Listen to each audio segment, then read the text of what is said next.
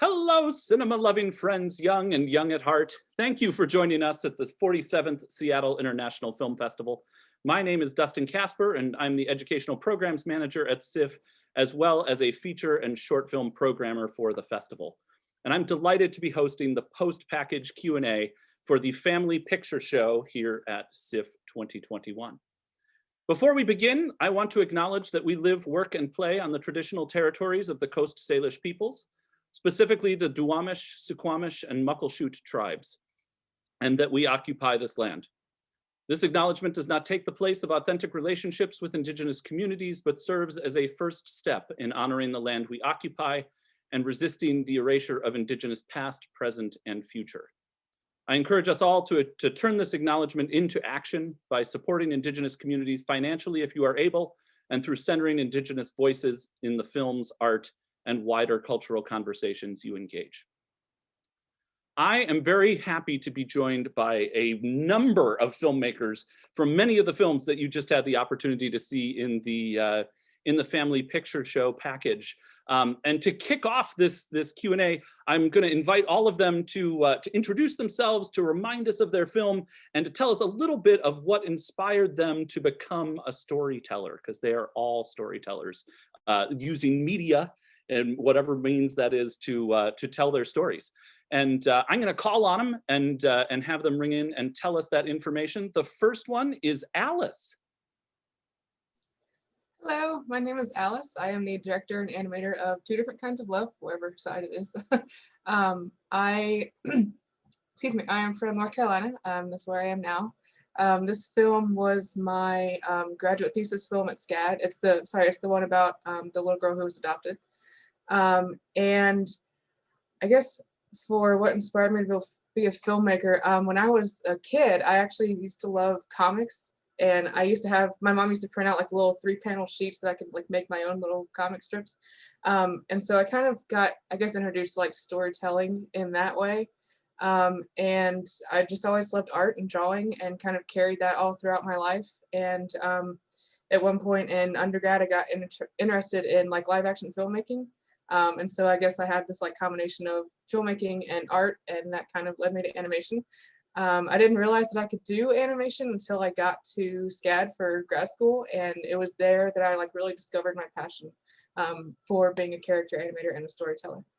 So, Alice, that's wonderful. Thank you for being here with us. Well, we have more questions for you soon. Hold on. Carlos, welcome. Hello, everybody. My name is Carlos. I am an animator, and I recently graduated from Columbia College Chicago. And my inspiration to become a filmmaker is when I was young, I started out like a lot of us did, sitting in front of a TV drawing. And I created a lot of cartoon characters when I was young. And I feel that because I grew up as an introvert, it oftentimes helped me to illustrate certain situations and emotions through drawing, since I didn't feel comfortable doing that outright. A lot of times just going straight into drawing and creating a lot of stories and situations really helped me to find my voice, and I'm still doing it to this day. And Carlos, your film was Kenya's Symphony. What was that film about? That film, so Kenya Symphony is about a young girl who goes to the symphony with her mother for the first time and finds out that she has a passion for music during the orchestral concert. And it's a very inspirational film, and it's loosely based off of a true story of mine. Oh, well, good. We'll get into that when I ask you all the questions. Yes, fabulous. Cameron is here with the film Barely. Hi, everyone. My name is Cameron Brown, and I am the producer for SCAD Animation Studios' feature film, Barely. Barely is basically about a young bear that resists nature's call to hibernate in order to experience the mysteries of the changing seasons. The reason I'm in storytelling and animation is simply because, of course, when I was younger, I always grew up idolizing animation and idolizing the pioneers of animation, such as Walt Disney, Tex Avery, Chuck Jones. And it really inspired me to tell animated stories because they were always so innovative and always so timeless, especially the ones that I felt like had like musical elements in them, such as Snow White or Fantasia. So when I heard that I could have the chance to be a producer on an animated short that was a musical, well, I immediately jumped aboard. That's wonderful. I can't wait to talk about the musical aspects of the animation, but we'll get into it in a minute. Andrea, welcome. Hi, yeah, thanks. My name is Andrea, and I am the co-director and animator from the short film Tulip, which was the stop motion film about a small girl who gets lost in the garden, and it's based on the fairy tale Thumbelina. And I have been animating for about 10 years now. I got interested in this kind of storytelling because like everyone here, I grew up loving movies and was very much drawn to the screen, but I also was a very artistic kid. I love to draw and paint, and I found that animation was just this amazing way to combine my love of making things with my hands and art with film. So I just got hooked that way and have never looked back. I love it. Yay, exciting. Yeah. Moima, welcome. Thank you. Yeah, I'm Moema, and I'm the director of Uki, the film that happens in the Arctic with the little girl, Alani, who's here too. Yeah, and my passion for storytelling and film and theater and all that involves acting, telling stories and all of that started from a very young age. I think I am the younger sibling, and my sister started going to school and I had to stay home a lot by myself. So I guess like reading, watching shows, films and stuff like that, it's when I started like creating my own little stories at home by myself. And ever since, I don't remember thinking that I ever wanted to do something else. And when somebody told me I could go for school for that, I never thought of doing anything else. I love it. That's wonderful. I love that. And you mentioned that Alani is here as well. Alani, Yeah. can you say hello? Hi. Hello, Alani. And you were you? What was your involvement in Uki? What was your job? You played Uki. You were the star of the film. Yeah. Excellent, fabulous. And what inspires you to be a storyteller? Do you like to tell stories? I like to read them. You like to read them? Excellent. Well, that's fabulous. And I think Sarah is here as well. Pangalarik-pin, hello. Yay. Super. And what was your involvement with Uki? I was a creative producer or a producer. Yeah. And may or may not be related to the lead actors. Oh yes, I'm her mother. And yeah, I just kind of got involved in the film through Moema. And but storytelling is so powerful. I've always known I would the best way I could use my gifts fully is through telling stories. I knew that as a little child when I first learned about the inequalities of the world. And so just really grateful to be a part of this. Yay, wonderful. Well, good, that's who we have here. There may be someone else showing up, we'll find out. But for now, we're gonna stick with these fabulous folks, and I've got a whole armada of questions. And at this point, I want to jump into some of the specific films. And so I'm going to ask Cameron to come back and let's have a little chat about Barely. It's a musical animation. When you start out making an animated film, what do you have to do before you start animating the movie? Or do you just sit down and you start drawing and that's it? No, that's an awesome question. For Barely's case, actually, not only were we really wanted to start animation very soon, but we also had to get the music down first. So our writer and composer, Colin Lewis Rhodes, he sat down and he wrote a bunch of different kind of themes for the film. And we ultimately decided that we liked this one theme of this little bear who wants to experience the wonders of winter. So we went with that theme and we reworked the song until we could finally move it into the storyboard phase. And in the storyboard phase, that's when we're planning out the entire story. Our lead storyboarder, Jordan Fleming, basically she and her team created all the storyboards, and they interpreted Colin's words and his lyrics to basically create the entire visuals of the film. So in essence, if one has not seen a storyboard before, it's kind of similar to a comic book. Like you almost had to make a comic book of the entire film before you before you even started animating it. Yeah, exactly. So it's essentially, like a comic book.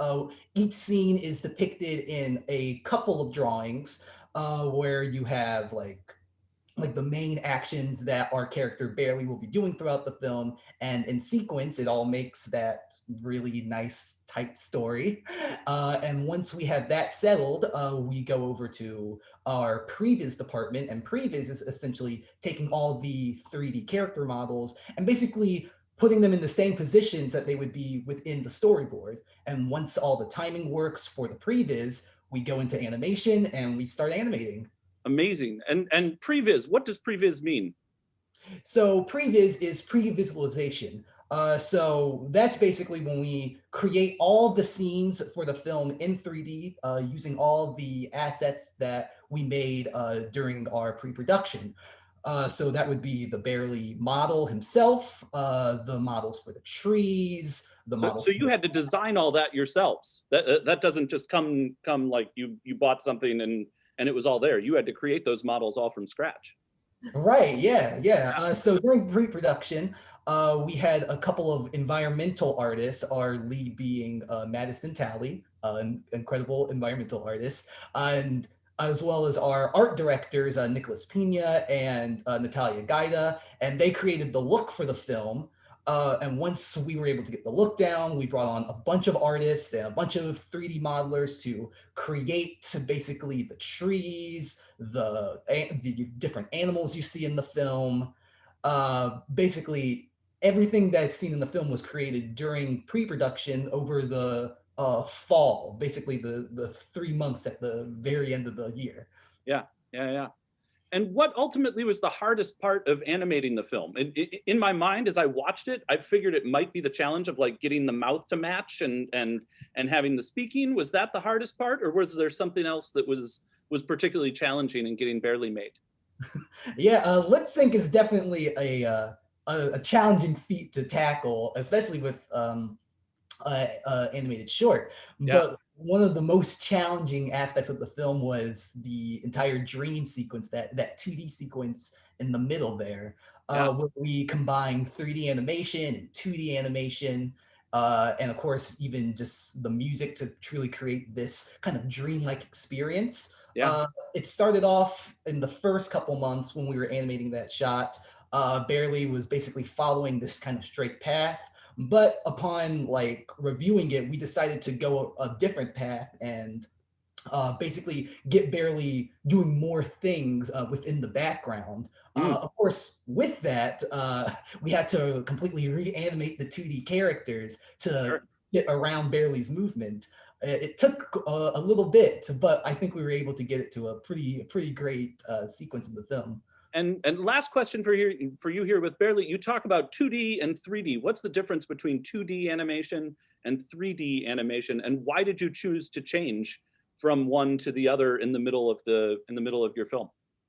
Oh, right. Yes. Awesome. So 2D animation is hand-drawn animation. That is essentially just animators going in and drawing each frame for a character by hand in order to make the character look like they're moving.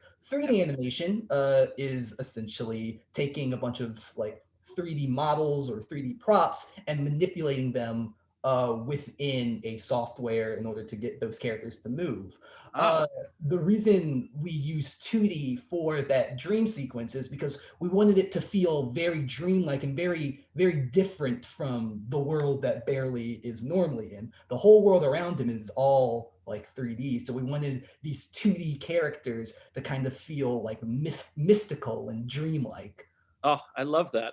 And quite honestly, I love Barely. I'm probably going to tell everyone how much I love your films. And hearing you talk about kind of classic Disney animation and the music in it, and how rousing and special that is, Barely so captures that. And congratulations to you, the whole team. I know you're here representing the team, but you all did an amazing job working on the film. Congratulations, Cameron.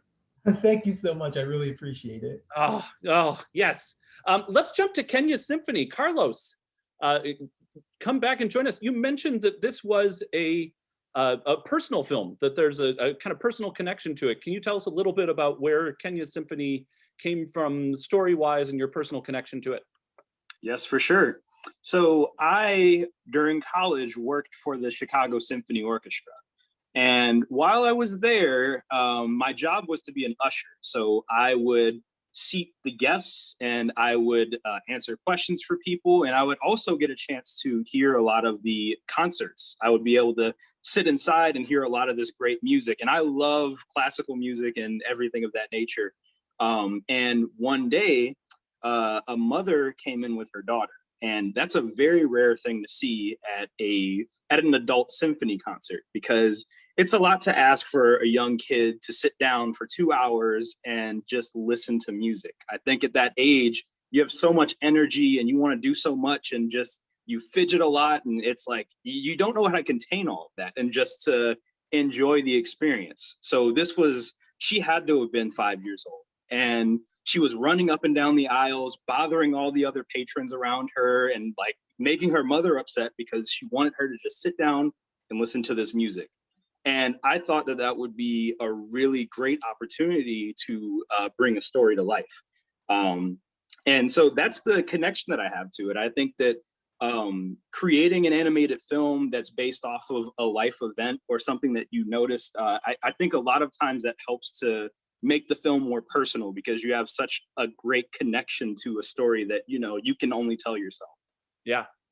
Agreed. And I know when I first saw the film, I knew already that you were from Chicago. I'm also originally from Chicago, and seeing the symphony and literally the orchestra hall there with the raised stage and everything like that was yes, I know this very, very well. I've sat through many wonderful concerts within that space as well. So both you and Cameron have musical oriented films, and Cameron's has words to it, but yours doesn't. You tell the story without using words, and the music affords the ability to tell the story as well as the visuals. Can you talk a little bit about the choice to not use words, to not use dialogue, and to represent your story entirely with visual and audio? Yes, so the way that I went about creating this film is that I knew that the film had to be highly music-based. That's something that I knew from the get-go. I wanted to make a film that marries music and animation perfectly together. And I felt that because this young girl had so much personality, even without having her speak a single line of dialogue, I felt like I didn't need to have her do that. Everything that she stands for and represents it comes out through her actions. Actions speak so much louder than words. And through the music, my friend, the composer, Michael Van Bodegam Smith, him and we worked on the music together for a year.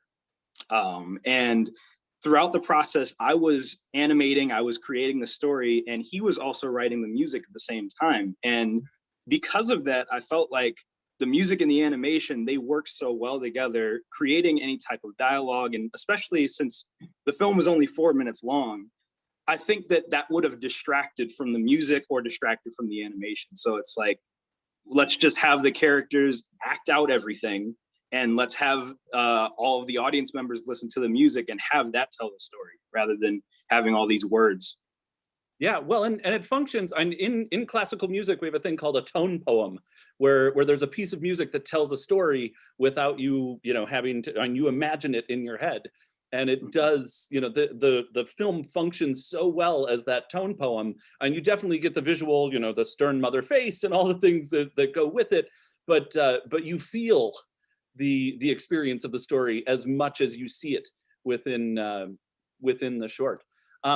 how did you, ultimately in designing, I mean, there's almost a liftoff that takes place in the tale. And you mentioned that you worked with the composer a lot within that kind of, I mean, the whole story, but the moment where you feel the music starting to connect with her. And how much did you workshop that, I mean, musically to really marry the visuals and the music to give us all that liftoff? Oh man, I think that the finale was the most difficult part of the score, the music, to figure out for sure. And similar to Cameron's film Barely, it's another sequence where it takes on this this dream-like essence where Kenya's design changes. The whole look of that sequence is different from the rest of the film because it's an important moment that happens. And I think that I had to storyboard and just rework that whole sequence more than anything else in the film. Once you have a great idea for a story, the most difficult part can sometimes be, how do you end it? How do you make the whole story come full circle? How does Kenya change throughout the film? Because she goes into the symphony hall, doesn't want to be there, and is totally against sitting down at all. And so that's why she acts out against her mother. And we had to turn that around in this one sequence. And so we did have to, I had to reanimate a few things to make sure that story-wise it was going to work. Because, if I didn't show this properly and if the music didn't stand for this musical epiphany of hers, then it wouldn't have made sense. And the film would be much different. So we had to work on it for months. And things like that, big changes to a film like that can take months. Well, and I love, one of the greatest compliments I have for the film is that when it started, I thought that it was like a Shostakovich piece that I didn't quite know well enough, and that and then it turns into Gershwin at some point, and there's so much deep connection to and love of the music of the symphony that tells the story. And you and your composer have just made such an exquisite short film. Thank you so much for bringing it to us at this point. Yay. Thank you. And thank you for picking up on that as well. I mean, we wanted to have the music change and go from being like an older piece to a more modern piece as Kenya learns about that. So thank you for picking up on that. I appreciate it. Yeah. Well, it worked perfectly for me. Let me tell you. Well, that's great. Thank you, Carlos. Hey. Let's jump to Andrea and the film Tulip. Yeah. Yay! You mentioned that your film is based on Thumbelina, which is probably a story that most of us have heard once or twice or read 100 times. When you choose to make a film that's inspired by a story that has already been told, how did you decide what parts of the story you wanted to keep and what parts you wanted to change or perhaps make different for your movie? Sure. Well, I worked really closely with Phoebe Wall, who co-directed it, and she wrote the script. And she was actually the one who really wanted to do Thumbelina. And precisely because it's such a fun and beautiful story, but there are parts of it that haven't really held up over the years. Sure. And so instead of having her emerge from this flower as a teenager ready to be wed, we wanted her to be a little girl exploring, her childhood and trying to figure out where she belongs. And so things like that, we just really felt like we could tell it in a different way and,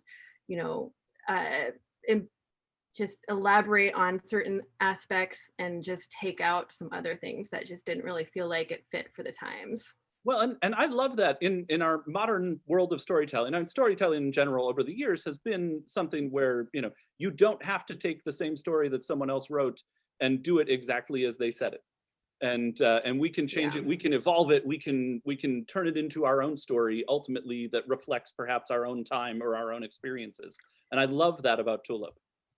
Thank you. Yeah, and actually when I was working on it as the animator and co-director, I didn't really refer to the original text all that much. I was looking primarily at what Phoebe had written, and I didn't want the original Thumbelina to get too much in my head. So I really was mostly paying attention to BB script. Yeah. And you mentioned in your introduction that you use stop motion animation. It's very obviously, I think, for all of us who just watched the package, a totally different type of animated film than some of the others. Can you tell us what is stop motion animation, and how did you make those figures? What are they made out of? Is it clay, or is it something else? It's wool. So stop Wool? motion, yes, wool, needle felted wool. But I'll just back up a little bit. Stop motion has been around for over 100 years. It's one of the earliest types of animation, because it is so simple in its technology. So what it is really just physically building puppets and sets and putting it in front of a camera and taking a picture one frame at a time, and then moving the puppets just a tiny little bit, and then taking another photo and stringing all those photos together to make movement. And we use 12 frames a second. I don't know what other people have been using, but that's what I used. And so I have Tulip right here. Yes. So she's about 9 inches tall, and she has an aluminum wire armature. So her limbs can move, and when they move, they stay exactly where I left them. And so an armature is like she has bones. It's like a skeleton. Yeah, yes, it's a metal skeleton. And so once I have the armature, then I can start needle felting over the metal.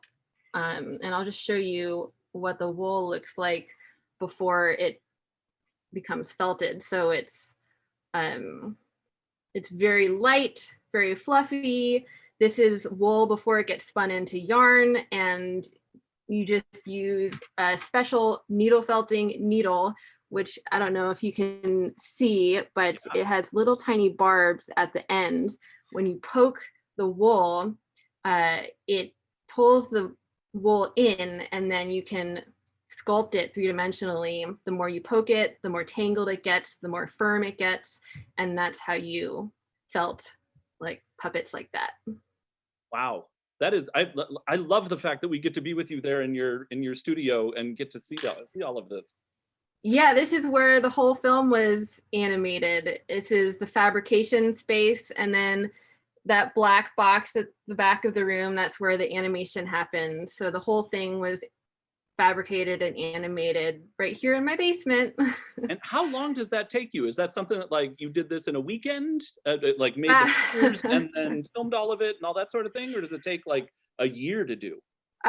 This film has been in the works for about 1.5 years. I'd say the animation and fabrication, which is the building of the sets and the puppets, that happened over the course of a year. And we did a whole big Kickstarter campaign to raise money to make the film. So our fans helped support us make it, which was really neat. Yeah, it's wonderful. Nowadays, we have that opportunity as storytellers to reach out to all of our friends and encourage them to give us just a little bit of money. And if everyone gives us a little bit of money, we can make a movie. A little from a lot of people goes a long way. Oh boy, does it. That's so Yeah. true. Oh man. Well, that's I loved the entering the world of Tulip and seeing that it, like, oh my, what sort of I mean, the wool ultimately, but the material was so unique and was so perfect for telling this the tale that Thank you. Yeah, that was definitely one of the reasons we chose Thumbelina, is because we thought it would just work so well with the style that I like to work in, which is very fiber-based and tactile. And I find that when people watch it, they say, oh my gosh, like this reminds me of something I saw in the 70s as a kid. But then they're also like, I've never seen anything like this before. So on the one hand, it feels very nostalgic, but on the other hand, it's very new and fresh. And I really love just being in that middle zone. It's just neat.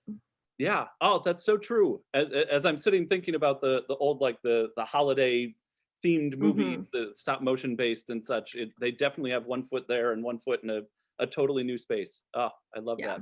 Andrea, congratulations, both to you and Phoebe and anyone else who worked on the film, quite honestly. Thank you. Thank you I so know much. it was a deep kind of personal project there, right in that studio space. That's exceptional. Thank you. Ah, wonderful. Let's jump to Alice and Two Different Kinds of Love. Hello. Yay! The film mentions at the very end that this film is dedicated to your mom. Was much of this story based on your personal experience, like the box and the tale that's told, that was your personal experience, or was that more made up and it's just kind of infused with your experiences you might have had? So yes and no. It was personal in that I was born in Russia and I was adopted as a child, an infant. I was actually 8 months old. But I did not have any kind of box or any pictures or anything from, my biological mother or anything. That was kind of made up. But yeah, I dedicated it to my mom just because she's, been like my only, she's just been my biggest like cheerleader and supporter, and especially with this film, I mean, I always enjoyed like asking her for advice, or like, how did this look like, do you remember what this looked like, or things like that. So that's, yeah. So with I loved the use of the box and the conversation and all that sort of thing. How did you decide with such an emotional subject that this was the best way to tell that story, to encapsulate it into a short 6-minute tale, to have it be connected to some questions and ultimately opening up a box and discovering a new world of one's youth?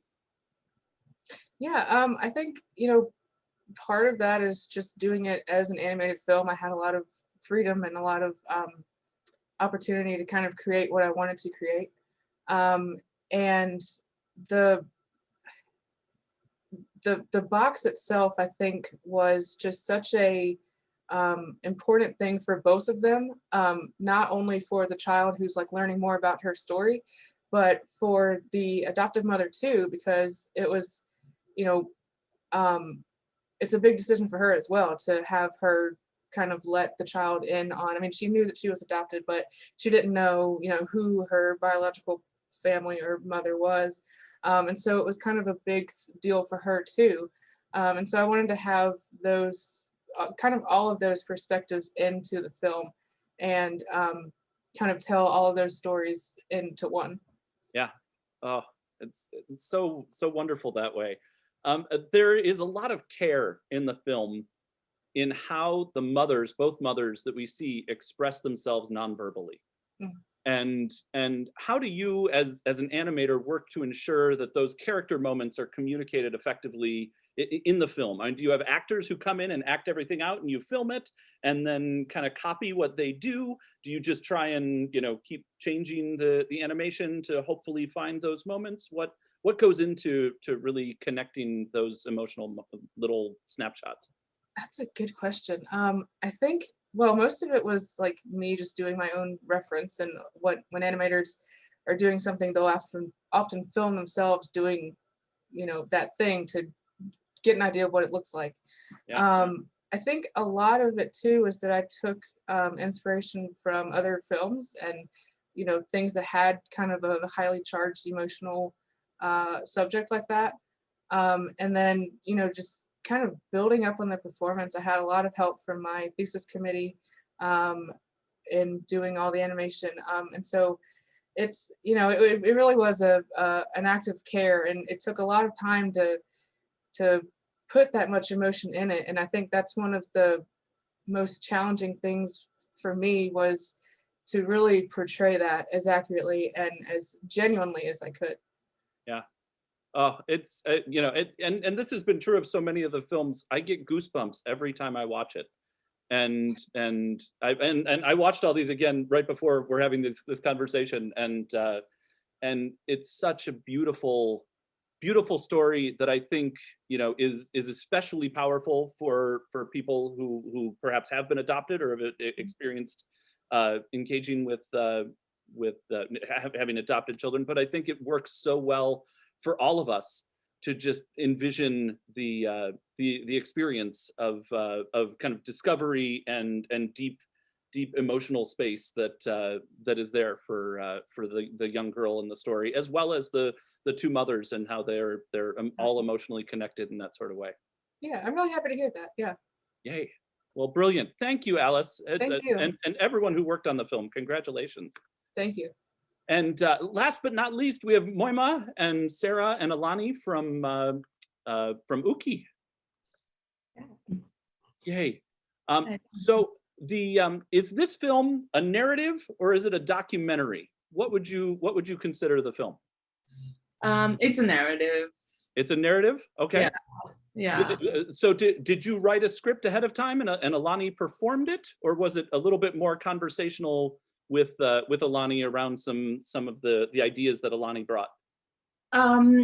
We did have a script and we recorded that, but then Alani is so brilliant. I cannot stress enough. Super intelligent and amazing. I know she probably has other plans for her future, but I always say, like, if you do want to go to acting, you have a brilliant career as well. But I think she has plans of being president, I heard once, so I don't know. She's got my vote. Yeah, mine too. But yeah, we did. So we did both. We recorded the script, and also in it we went back and forth with some improvisations and having her input, because she did grew up in Utqiagvik, which is in Alaska, the northernmost town in Alaska where we recorded it, and her input was really essential to know if what we were saying and how we were saying it was accurate. And yeah, a lot of what ended up on the film came from her, which is great. But go ahead. Well, we talked with some of the animators about storyboarding and planning out the film ahead of time. Did you find that with the film, and you had the kind of voiceover, the spoken portion, did you plan out a lot of the filming beforehand and plan to get certain shots, or did you go out with the camera and just kind of explore the outside world with Alani and then put the movie more together in the editing than in the pre-time? Well, this film is actually a very interesting story that happened. We were recording a total different script. It was a total different story with about two sisters. Yeah, and we, with the other writer, Diego, it's a very interesting story, because I had this story about these two sisters that I was working with Diego many years ago. I know him since the 2000, and we were going to shoot. He's from Argentina, I'm from Brazil. We're going to shoot it in Brazil, but then life happens. I moved to Alaska and I met Sarah, and she loved the story too, so we adapted it to the context of a lot of the history that happened in Alaska with kids there back in the day when kids were taken out and they couldn't speak the language, and we adapted it to tell that story. So we filmed it, but due to a lot of circumstances, we couldn't finish a few of the scenes, and then the pandemic hit. Diego contacted me for another project. We started discussing it, which I think it's amazing how life goes back. We were going to work on this project before, it didn't work out. We ended up working again with it together. So we started talking, and I was like, no, wait, I already have the footage for this project. Which he was like, wait, what are you talking about? Let me see it. And he saw it, and then we started writing the script again for it and selecting the footage that just fitted perfect. I mean, I think it fits perfectly for that story as well. Yeah. And just we wanted to make it kind of, yes, it is about the pandemic, but also not, because it's living there. I think one of the interesting things is that I noticed when all of this started happening is I was living there. I'm in Seattle now because of the pandemic, but technically I live and work there.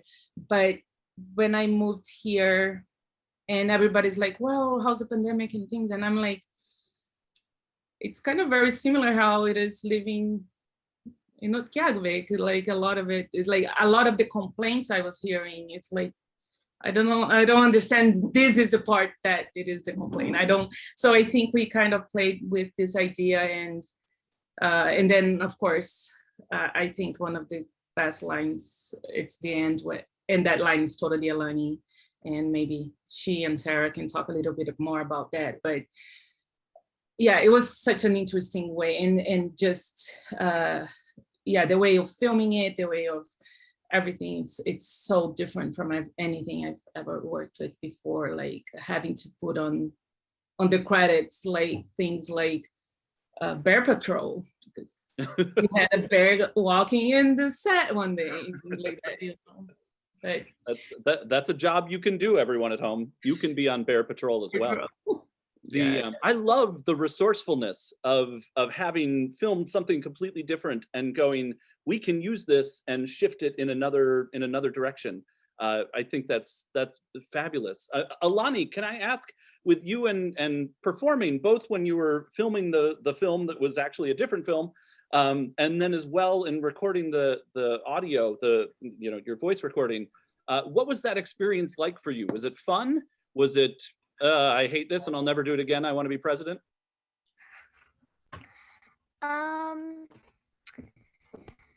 It's kind of weird because we were doing this entirely different set, an entirely different story, and then all of a sudden it just snaps and changes.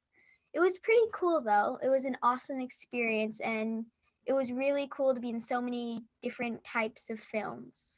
Yeah. Did you find that that the story that's being told in Uki, is that a story that that you personally relate to, because you've lived out in that area, or is it something where you as a performer had to take on that role, and it's not as much of yourself? I do kind of relate to it, but I don't know. Yeah. The when you watch the film, what are your do you feel like it's a film about just being out in the wilderness, or do you feel like it's a film about the pandemic and about COVID? I feel like it's more about COVID and how people just need to live a little. Sure. Yeah.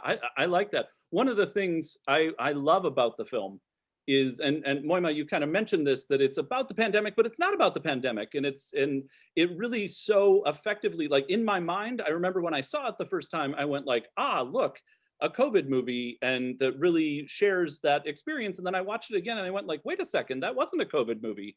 But it relates, and it functions on so many different levels.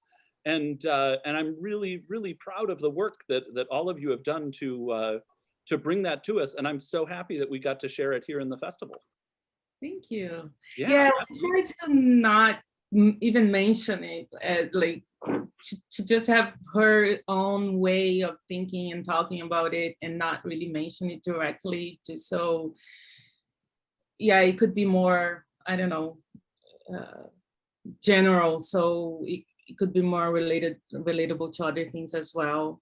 Yeah. And if I can just jump in a little bit about the question you asked, Alani, about her being the character, being herself. I just remember recording with her, and then one moment she kind of mentioned something, I'm paraphrasing of course, but that it was like, she was clearly like making sure I knew that she was going to say it, but that was her character. And I thought that was so amazing. I was like, yeah, you know you're acting, and that you don't need to be you, to believe in everything you're saying, because certain things is not the way you would act on the outside. And I thought that was really, really cool that she knew she I love that. Actor. Yeah. Congratulations to you both. And we have one more person who's joined us. Joel Griffin is here with May and the Sphere. Joel, can you tell us, remind us, what was May and the Sphere? I want to apologize for being so late, Oh, you're everybody. here. Good to see I you. got caught up in work and you know how it goes. Remind you what Main Sphere is. Yeah, so Main Sphere is a story about a young girl who finds a mysterious object in her backyard, and it turns out to be a message kind of from another place, another people, and it's kind of the reverse Voyager story, right? So humanity has sent out this message into the world, and we're kind of hoping, waiting, maybe someone will find it. And I like that idea, so I turned it around and was like, well, what if we found someone else's message, and who would find that? You never know who's going to find it. And so Yeah. So that was kind of the inspiration. Can you talk a little bit? You mentioned Voyager, and I totally got the Voyager reference with the gold disc at the end and the connection to that. But some of our audience might have no idea what Voyager is. What was Voyager? Sure. Yeah. So in 1977, NASA sent 2 messages on satellites out into the galaxy and into the universe, and so on space. And so on the side of the satellite is a golden disc, and I wish I had dug it out, but I have the prop here still. And it is essentially a coded message that is a record of humanity. It's got voices of humans of all ages, of all races and creeds. Everybody is kind of represented, at least as far as much as you could fit onto a record. And so there's images and there's all kinds of interesting artifacts of humanity, and they were set in separate directions, more or less. And they have, I think both of them have just left our solar system and are just continuing on, and will continue on until either they are destroyed or found, or never. Yeah, who knows? Yeah, absolutely. And so it's just an endless stream of curiosity for me in regard to what will happen with those, if anything. And so, yeah, those are out there.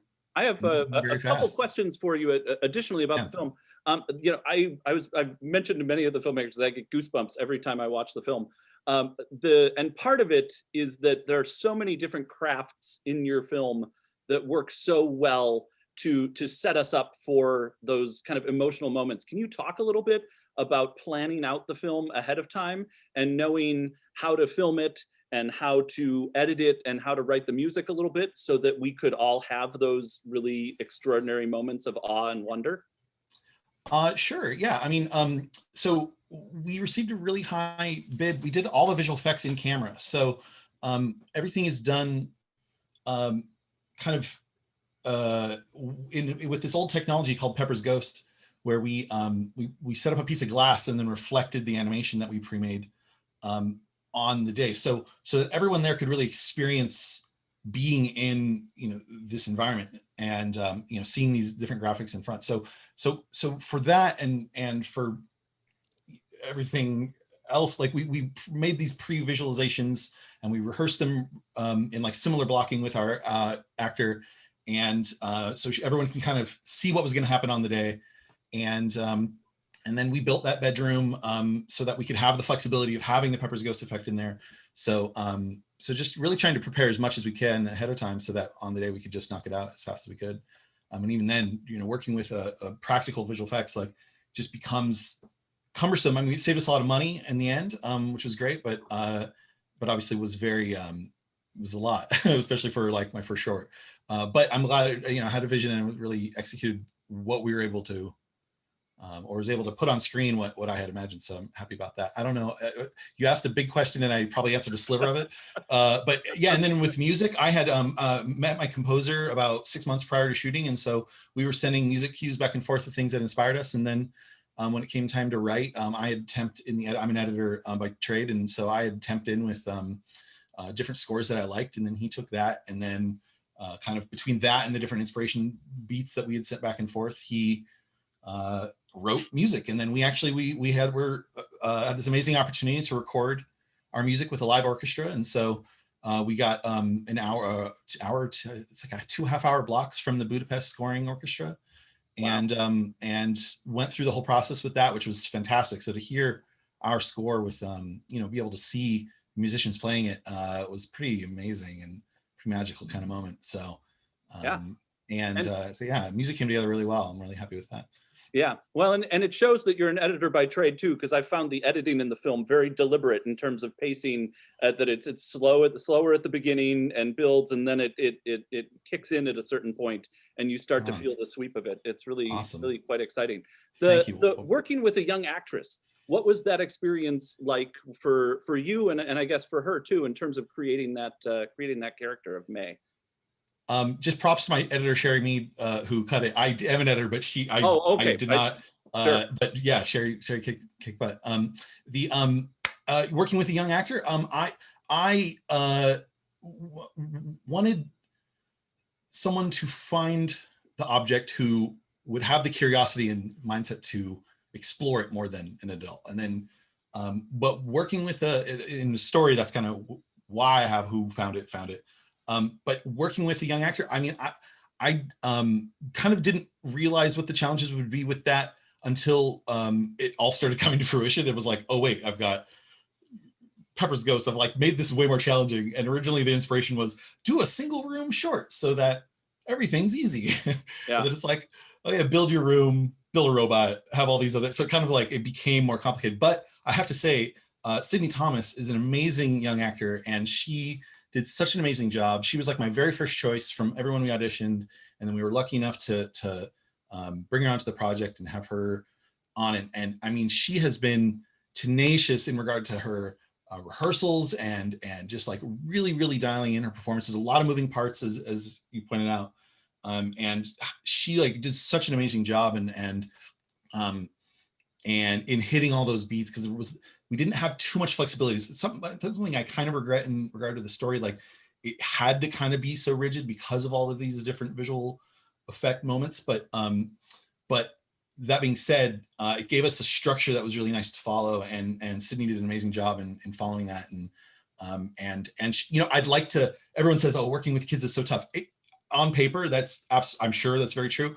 I didn't experience that. Sydney did an amazing job, and I think the film got really fortunate. And I love it. regard. Well, Yeah, Joel, yeah, the film is extraordinary. I mean, I saw it over a year ago. It was cool. It was in the mix for the last festival, and then the last festival went the way of the COVID. And I'm so happy to have it here with us now. Awesome. And, well, I'm so honored that it's here and playing at SIFF. So yay! Thank you very Well, much. it is. I'm so proud of this whole program. I mean, all of your films, you know, coming together into one space and getting a chance to share them with an audience. I would love to, as our final bye-bye to anyone who's still watching. This has been a long Q&A, but I imagine there are some of you still out there. If each of the filmmakers, perhaps, and I'll talk long enough for you so you can think up something. If you had one thing that you wished you knew, or you wished you heard when you were young, that you could tell your younger self about filmmaking or anything like that, what would you tell yourself? And tell all of our young friends and young at heart friends who are watching. Have a time to think. All right, let's see. Let's go. Let's see, Joel. We'll start with Joel. Anything come to mind?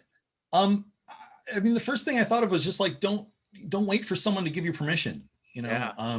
You want to make a thing, you can make a thing. Especially now, I think it goes without saying, there's a lot more tools available these days. And just make the thing you want to make. And Brilliant. If you have, leave it at that. I love that. Yeah, great. Andrea. So I would say that you are more than capable of learning how to do it. I think I struggled with self-esteem and not believing that I could make anything of quality. And it certainly takes time and you have to work hard, but it is definitely possible. I love that. Yeah. Yeah. Perfect. Cameron. I guess what I would tell my younger self is there are multiple paths to success. There's not one straight, rigid path. There are multiple avenues to get to where you want to be. When I was younger, hell, even though I was a freshman, I would never have expected myself to be in the position I am today. And that's because I explored different avenues, explored different paths, and kept moving forward within those different paths. So that's definitely what I would tell myself. That's fabulous. Moima. I think I would say that there's no, I think, struggle that will not pass with time, and that they're like all ideas are worth exploring. So yeah, keep exploring. Yeah, I like that. I like that a lot. Explore. Yeah. Alice. Yeah, kind of touching on what everybody said, especially Andrea, who said that she, struggled with feeling like that if you could actually make a film. And I think that's kind of my thing too, is like I never ever thought that I would be here, like made a film in a film festival. Like that's just crazy to me. And I think I could just, that's what I would tell myself, is that like it is possible. Like you never know. If you have a story or something that you just want to get out there, get it out there, just start, and you never know where it could end up. Yeah, agreed. Oh, that's perfect. Carlos. I would tell myself budget is not a deal breaker. As long as you have the passion and a strong vision, you can get over any obstacle that money is going to present you with. You can make a film with no budget. You can make it with $300 million, but it just depends on how you make it. That's the important thing, and how you get your story made. Yeah, I love that. Love that. Oh, and let's see, Alani, do you have any recommendations for people looking to tell stories that that you would love for them to know as a final word in the Q&A here? Don't give up. Sorry, you garbled a little bit. Say it one more time. Don't give up. Don't give up. That encapsulates the entire conversation here. All of these people did not give up. And boy, we got to enjoy every little ounce of the films that they made. Thank you everyone for joining us here today, for enjoying the Family Picture Show, and you can find more information about the films online. Some of them might already be online that you can find, or find their Facebook pages, or if they have their own film pages to keep track of what their films are doing, and share them with your friends, etc. along that line. And best of all, don't give up and go create. I think I want to see the stories that you out there who are watching this are going to tell. Maybe not in next year's festival, but maybe it'll be SIFF, 2030. We'll have a film from you in the festival. So fabulous, everyone. Thank you to all the filmmakers one more time. Kisses to all. Take care, be safe, be healthy, and we'll see you again soon.